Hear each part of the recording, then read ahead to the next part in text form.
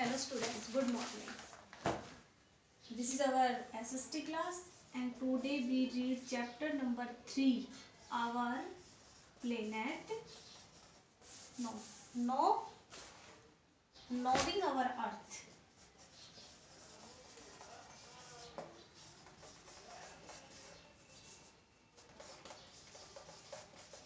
Knowing our earth. It means कि इस chapter में हम किसके बारे में पढ़ेंगे, हमारी अर्थ के बारे में। इससे पहले जो मैंने आपको जो वीडियो भेजा था उसमें हमने चैप्टर 4 रीड किया था। बाय मिस्टेक मैं भूल गई थी कि सेक्शन बी में चैप्टर 3 रीड नहीं हुआ था। सेक्शन ए में हमने अपनी फिजिकल क्लासेस के ड्यूरिंग ही चैप्टर 3 रीड किया था, but in section B we don't read chapter 3। और ए के बेस पे मैंने आपको चैप्टर नंबर 4 स्टार्ट करवा दिया था। फिलहाल के लिए हम 4 चैप्टर को छोड़ रहे हैं, हम उसको दोबारा से स्टार्टिंग से कर लेंगे। उससे पहले हम करेंगे chapter number 3, knowing our earth, कि हमारी अर्थ के बारे में जानना। नोविंग का मतलब होता है किसी चीज़ के बारे में डिटेल में जानना। और आज हम इस चैप्टर को रीड करेंगे स्टार्टिंग से। The earth is the only planet in the solar system which has life on it. About 2/3 of the earth is covered with water। कि अर्थ ही केवल एक ऐसा प्लेनेट है जिसके ऊपर लाइफ पॉसिबल है। ओनली प्लेनेट लाइफ पॉसिबल, कि अर्थ के अलावा एट प्रेजेंट टाइम में कोई भी ऐसा प्लेनेट नहीं है जिसके ऊपर लोग जाके रह सकते हो या जिसके ऊपर लाइफ पॉसिबल हो। तो हम कह सकते हैं कि 8 प्लैनेट्स में से अर्थ ही केवल एक ऐसा प्लेनेट है जिसके ऊपर एट प्रेजेंट टाइम में लाइफ पॉसिबल है। नेक्स्ट लाइन ये कह रहा है कि 2/3 part of earth surface covered with water.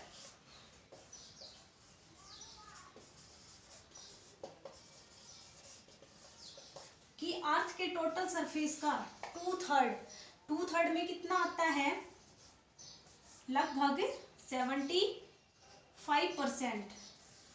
75% ये 2/3 पार्ट अर्थ का जो टोटल सरफेस है वो किससे कवर्ड है, वाटर से। उसमें सीज आ गई, ओशंस आ गए, रिवर्स, लेक्स, पॉन्ड्स, ये सब आ गए। आपने देखा हो, हमने लास्ट चैप्टर में, चलो इसी में आएगा आगे, ये ग्लोब बना रखा है। ग्लोब है, ऐसे ही मैप होता है। मैप में आपने देखा कि अगर आपने कलरफुल मैप्स खरीदे हैं कभी, देखे हैं कभी, उनमें अर्थ का जो मैप है उसमें ब्लू कलर का बहुत बड़ा एरिया होता है। डाउन साइड साउथ डायरेक्शन की तरफ ब्लू कलर का बहुत बड़ा एरिया होता है जिसमें ब्लू कलर किया हुआ होता है। वो ब्लू कलर क्या इंडिकेट करता है, वाटर लेवल, वाटर सरफेस। कि मैप के ऊपर जहां भी हमें ब्लू कलर दिखाई देगा उसका मतलब क्या है कि वहां क्या है, पानी है। ब्लू कलर होता है वाटर के लिए, ग्रीन कलर होता है प्लेन्स के लिए। प्लेन्स में क्या आता है, हम क्या कह सकते हैं कि फॉरेस्ट, ग्रासलैंड्स, इन सब के लिए कैसा कलर होता है, ग्रीन कलर होता है। ब्राउन कलर किसके लिए होता है, ब्राउन कलर होता है माउंटेन्स के लिए। उसके अलावा एक होता है येलो कलर, येलो कलर होता है डेजर्ट के लिए। ये हमें आपको याद रखने होंगे कि अगर हमें मैप के ऊपर कहीं भी ब्लू कलर दिखाई देता है तो उसका मतलब है कि वो एरिया किससे कवर्ड है, वाटर से कवर्ड है। उस एरिया में सिर्फ वाटर ही वाटर है। अगर ग्रीन कलर हमें मैप के ऊपर दिखाई देता है तो वो इंडिकेट करता है that this area is covered with grassland, forest, vegetation, crops. Brown colour map पे जहां भी दिखाई देगा उसका मतलब है these areas are covered with mountains, कि इन एरियाज में माउंटेन्स हैं। उसके बाद है येलो कलर, और जहां पर भी मैप में येलो कलर डिनोट किया गया है, इंडिकेट किया जाता है, उसका मतलब this area is showing about deserts, कि वो एरिया हमें किसके बारे में बता रहा है, डेजर्ट्स के बारे में बता रहा है, रेगिस्तान के बारे में बता रहा है। तो ये चीज़ें आपको पता होनी चाहिए। इसलिए जो हम पढ़ रहे हैं अर्थ के बारे में कि जो 2/3 part of total area of earth surface है वो किससे कवर्ड है, वाटर से कवर्ड है। उसके बाद है और 2/3 पार्ट यानी लगभग 75% एरिया अगर वाटर से कवर्ड है, तो इसका मतलब क्या है, ज्यादा एरिया किसका है अर्थ के ऊपर, वाटर का है, और कम एरिया किसका है, लैंड का है। उसमें लैंड भी आ गए, माउंटेन्स भी आ गई, हमारे फील्ड्स भी आ गए, वैलीज भी आ गई। तो ज्यादा एरिया किसका है अर्थ के ऊपर, वाटर का है। और वाटर का ज्यादा एरिया होने के कारण ही अर्थ को क्या नाम दिया गया, blue planet, because water is indicated by blue colour and the amount of water on the earth is very much high, so this planet या earth is also called as the blue planet। इसको blue planet के नाम से भी जाना जाता है। जब हम स्पेस में जाकर अगर कोई नीचे की तरफ देखता है, अर्थ की तरफ देखता है, तो उसको अर्थ है वो कैसे कलर की दिखाई देगी, ब्लू कलर की दिखाई देगी, because of the majority of water, पानी की अधिकता होने के कारण वो हमें ब्लू कलर की दिखाई देगी। नेक्स्ट यही था a blue planet. In this pictures taken from the space most part of the earth looks blue. अगर हम स्पेस से किसी अर्थ की पिक्चर्स लेते हैं तो उसका मोस्ट पार्ट हमें कैसे कलर का दिखाई देगा, ब्लू कलर का। Do you know why it looks blue, because most of the earth surface is covered with water. ये ऐसा इसीलिए होता है कि जो अर्थ का मोस्ट ऑफ ज्यादातर हिस्सा है वो किससे ढका हुआ है, वाटर से।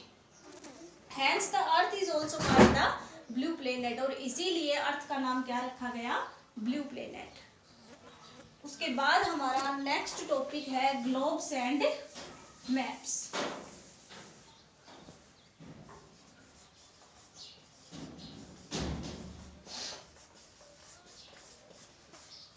Globes and maps. अब सबसे पहले हमें ये पता है कि earth is a huge planet. Earth क्या है, बहुत बड़ा प्लेनेट है। ह्यूज मीन्स वेरी लार्ज, एक बहुत बड़ा प्लेनेट है। We can not see the whole of it at one time. तो हम पूरी अर्थ को एक टाइम के ऊपर नहीं देख सकते।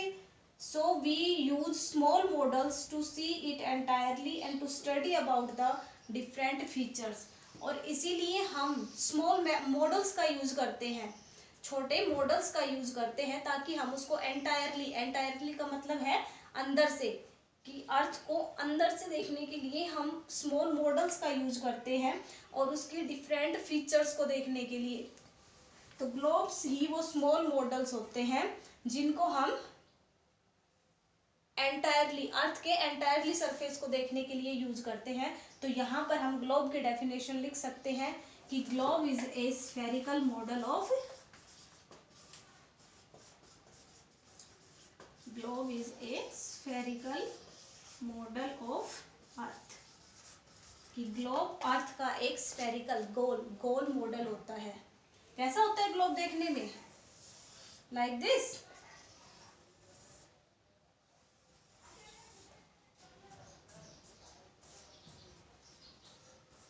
Like this na, there are countries, oceans, different countries. This is like, globe is like this. इसमें आगे कह रहा है globe is spherical model of the earth, it shows different countries, cities, landforms and water bodies. इसके ऊपर हम क्या क्या देख सकते हैं, डिफरेंट कंट्रीज देख सकते हैं, वाटर बॉडीज देख सकते हैं, सिटीज देख सकते हैं और लैंडफॉर्म्स देख सकते हैं। लैंडफॉर्म्स का मतलब यहाँ किस चीज से है कि डेजर्ट एरिया कौन सा है, माउंटेनियस एरिया कौन सा है, वाटर कहाँ है सबसे ज़्यादा, या स्नोफॉल कहाँ हो रहा है, ये सब हम इस ग्लोब के ऊपर देख सकते हैं। लैंडफॉर्म जो नेचुरल चीज़ें होती हैं उनको लैंडफॉर्म्स बोलते हैं, जैसे बारिश कहाँ हो रही है ज़्यादा, डेजर्ट्स कहाँ है ज़्यादा, रेनफॉल कहाँ हो रहा है, माउंटेन एरिया कौन सा है, these all are the landforms and help us to find the location of different places around the world. और इस ग्लोब के ऊपर हम वर्ल्ड के जितने भी डिफरेंट प्लेसेस है, डिफरेंट कंट्रीज है, उन सब की लोकेशन का पता लगा सकते हैं कि this country lies in which direction, कि कौन सी कंट्री कौन सी डायरेक्शन में लाई कर रही है, इक्वेटर के पास है, कहाँ है। ये सब हम किससे पता कर सकते हैं, ग्लोब की हेल्प से पता कर सकते हैं about the location of the places all over the world. A globe does not show all the places located on Earth in detail. A map helps us to study the part of Earth in detail. ठीक है, हमने globe पढ़ा।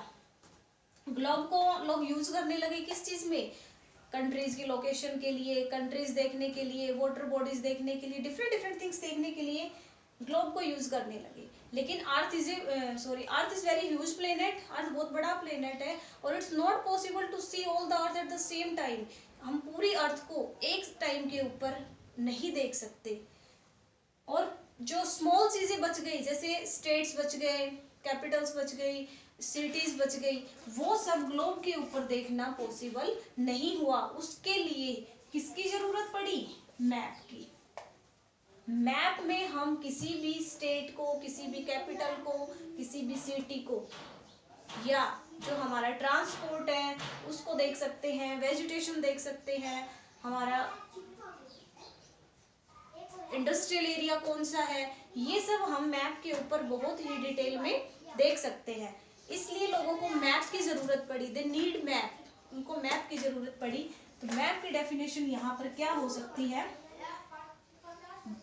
Drawing of earth surface on a flat surface. Drawing of earth on a flat surface, हम इतना लिख सकते हैं, drawing of earth on a flat surface, किसी भी फ्लैट सरफेस के ऊपर अर्थ की ड्राइंग बनाना मैप कहलाता है। अब इसमें हम मैप के बारे में पढ़ेंगे कि map is the drawing of earth और a part of it on a flat surface. किसी भी फ्लैट सरफेस के ऊपर अर्थ की ड्राइंग बनाना क्या कहलाएगा, मैप कहलाएगा। It shows the details of places on the earth. और एक मैप में हम ग्लोब की बजाय ज्यादा डिटेल में प्लेसेस को देख सकते हैं। It's possible to see all the places on a map in a detail. Next, there are different types of maps. Maps different types का होता है। Some of them shows countries, states and cities, while other show landform such as mountain and hills. अब हमें यहाँ map की types हैं, इसमें आपको नाम नहीं शो किए गए, बट मैप होता है टू टाइप्स का। फर्स्ट होता है फिजिकल मैप,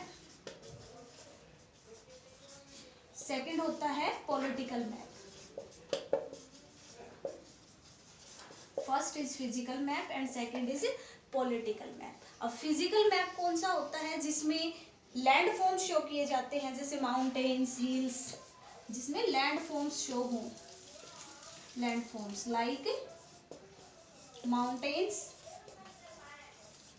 हिल्स, ये सारी चीजें जिसमें वैलीज आ गई, डेजर्ट एरिया आ गया, ये सब जिस मैप में शो होती हैं उस मैप को हम क्या बोलेंगे, फिजिकल मैप बोलेंगे। उसके बाद है हमारे पास सेकंड पॉलिटिकल मैप। कि पॉलिटिकल मैप कौन सा होता है, which shows states, Capitals, cities, जो इन सब के बारे में बताता है, वो कौन सा मैप होता है, पॉलिटिकल मैप होता है। तो map, drawing of earth on a flat surface is called map. Map shows every place, we can see any place in detail on a map. Map is of two types. First is physical map and second is political map. Physical map contains landforms like mountains, hills, valleys, desert area, rainfall. And political map always shows about states, capitals, their boundaries, about cities, towns, इन सब के बारे में जो बताता है उसको हम political map बोलते हैं। के बाद है मैप में ही, map are of different sizes. Map different sizes के होते हैं। Some maps can be folded and carried easily. कुछ स्मॉल मैप्स आते हैं जिनको हम फोल्ड करके इजीली एक जगह से दूसरी जगह पर कैरी कर सकते हैं, लेकर जा सकते हैं। There are large maps too. कुछ बहुत बड़ी साइज के मैप्स होते हैं जिनको हम अपने स्कूल्स में, क्लासरूम्स में, अपने घर पर वॉल्स पे हैंग करके रखते हैं, अपने पर्सनल यूज के लिए, अपनी पर्सनल डिटेल्स जानने के लिए, कि हमें पर्सनली जानना हो कि this place is located where, कि ये प्लेस कहाँ पर है, कितनी दूर है, ये चीजें जानने के लिए। There are large maps to that we can hang on the walls of our classroom और study room. These maps are called wall maps. इनको हम वॉल मैप्स भी कह सकते हैं। और एक ऐसी book, A book of maps is called an atlas. एक मैप्स की बुक आती है, लाइक अवर नोटबुक, हमारी नोटबुक्स की तरह एक मैप्स की बुक आती है, और उस मैप्स की बुक का नाम क्या होता है, एटलास।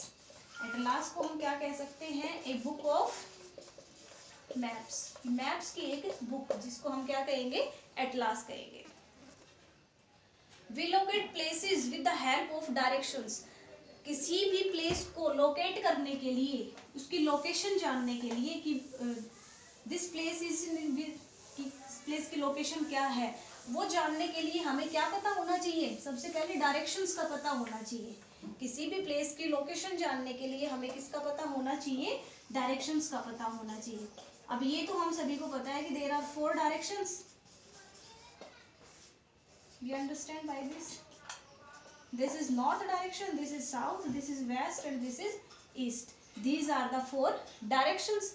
4 directions के अलावा हमारे पास सब डायरेक्शंस भी होती हैं, which are made by combination of 2 directions. तो 2 डायरेक्शंस के बीच का स्पेस होता है, उसको हम सब डायरेक्शन कहते हैं। तो जैसे हमारे पास 4 डायरेक्शंस होती हैं, नॉर्थ, साउथ, वेस्ट या ईस्ट, ऐसे ही हमारे पास क्या होती हैं? सब डायरेक्शंस होती हैं।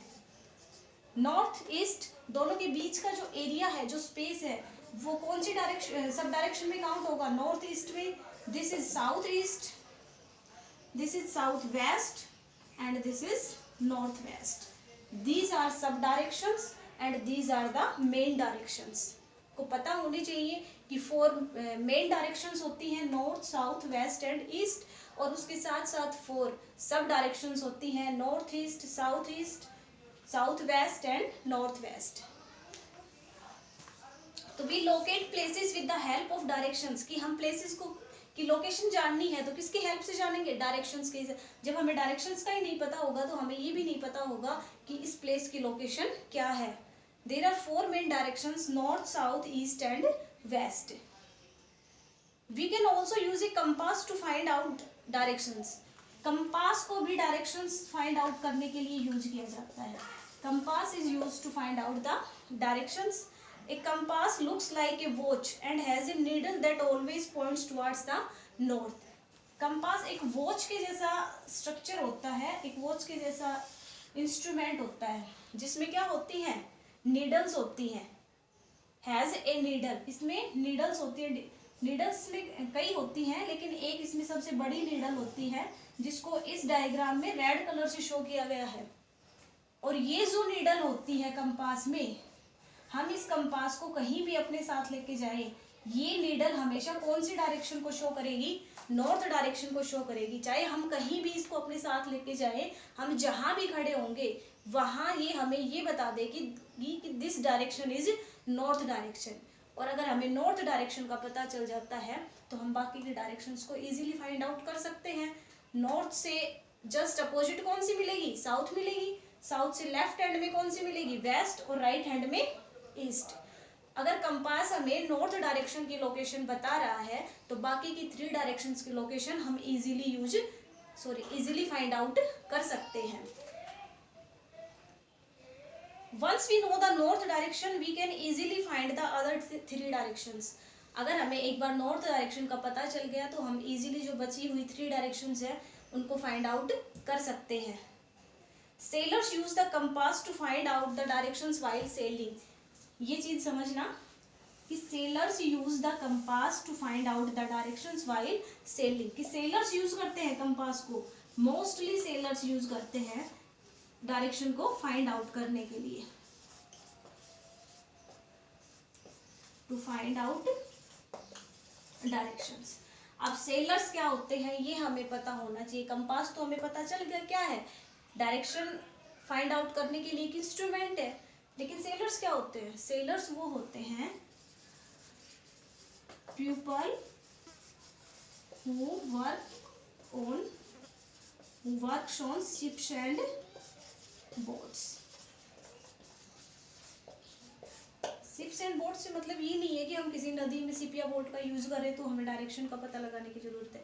जो हमारे ओशियंस है, कॉन्टिनेंट्स है, सीज है, ओशियंस है, इनमें जो लोग शिप्स और बोट्स का काम चलाने का काम करते हैं, सेलिंग मीन्स चलाना, नाव चलाना, उनमें जो सेलर्स होते हैं जो शिप्स और बोट्स के ऊपर काम कर रहे हैं, ओशियंस में, सीज में, कंटिनेंट्स में, इनमें जो सेलर्स होते हैं उनको ये पता लगाने के लिए कि उन्हें, अगर वो बहुत बड़ा होता है, हमें पता है ओशियन कितना बहुत बड़ा होता है ओशियन, तो वहां पर एक बार उस ओशियन में घुसने के बाद हमें डायरेक्शंस का ध्यान नहीं रहता कि हम कौन सी डायरेक्शन से आए थे, कौन सी डायरेक्शन में जा रहे हैं, कहाँ है कहाँ नहीं है। इसलिए वो लोग कंपास का यूज करते हैं, ताकि वो कंपास उन्हें डायरेक्शंस बताता रहे कि वो किस डायरेक्शन में जा रहे हैं। और कंपास उन्हें वहां से नॉर्थ डायरेक्शन इंडिकेट करता रहता है कि this is north direction, this is north direction. उन लोगों को जब कंपास नॉर्थ डायरेक्शन इंडिकेट कर देता है तो बाकी की 3 डायरेक्शंस का उनको अपने आप से पता लग जाता है। इसलिए जो सेलर्स होते हैं वो मोस्टली कंपास का यूज करते हैं डायरेक्शंस को फाइंड आउट करने के लिए। आज की क्लास में इतना ही है। नेक्स्ट क्लास में हम करेंगे, क्या करेंगे हम नेक्स्ट क्लास में, चैप्टर 3 के क्वेश्चंस और exercise, word meaning, hard word जो भी है वो हम करेंगे इसमें। उसके अलावा second chapter I think we done our second chapter. और उसके अलावा भी अगर किसी बच्चे को कोई दिक्कत है सेकंड चैप्टर में तो वो पूछ सकता है। Okay, thank you.